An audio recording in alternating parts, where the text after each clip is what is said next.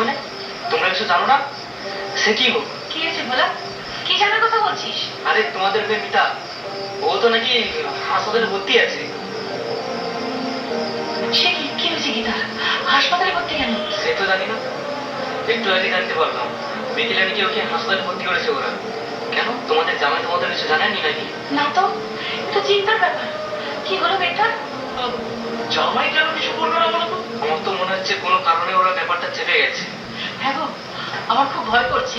একবার জামাইকে ফোন করে দেবো তো। আমি একবার জামাইকে ফোন করে দেখি।